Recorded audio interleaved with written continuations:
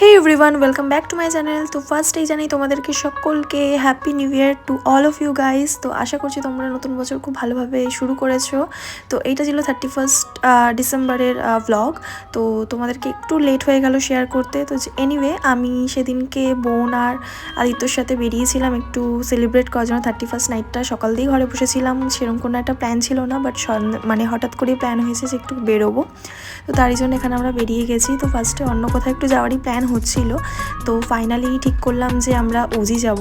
তো এই ওজি যাওয়াটার প্ল্যানটা আমরা অনেক দিন ধরেই হোল্ড করে রেখেছিলাম, এটা নয় সেটা নয় করে পিছোচ্ছিল এখানে যাওয়াটা। তো ফাইনালি এখানে যাওয়াটা আমাদের মানে ফুলফিল হলো, কারণ অনেক দিন ধরেই ভাবছিলাম যে যাবো, যেটা তোমাদেরকে বলছিলাম। তো আমরা এখানে এসে গেছি, আর এসেই তোমাদের সাথে তো অ্যাম্বিয়েন্সটা শেয়ার করলাম, এটা বাইরের অ্যাম্বিয়েন্স।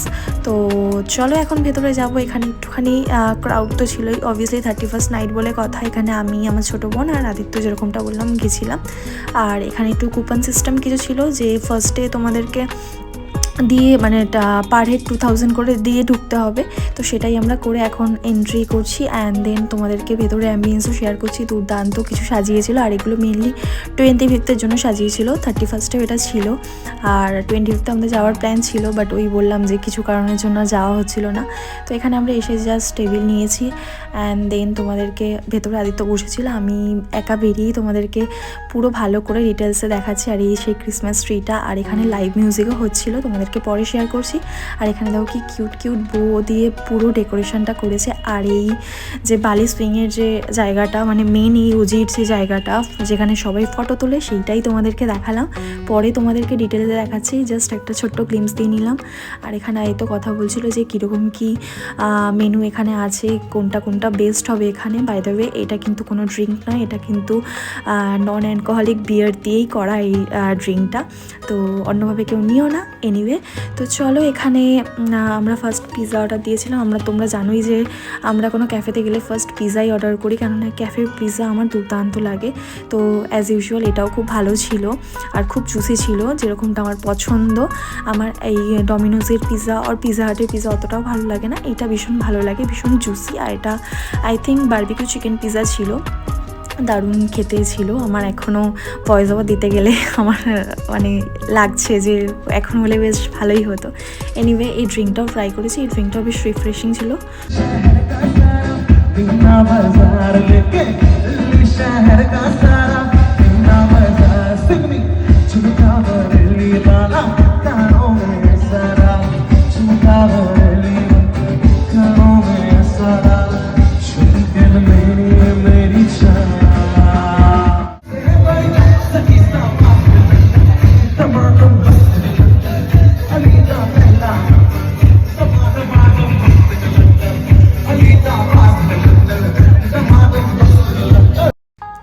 আর তখন তোমাদের এই ব্যাকগ্রাউন্ডের কথাই বলছিলাম, যে যেটা ইনস্টাগ্রামে দেখে দেখে আমি পাগল হয়ে গেছিলাম যে কবে যাব। তো ফাইনালি আমি এখানে, এটা ভীষণ ইনস্টাগ্রামে একটা হাইপ ক্রিয়েট করেছিল এই ক্যাফেটা।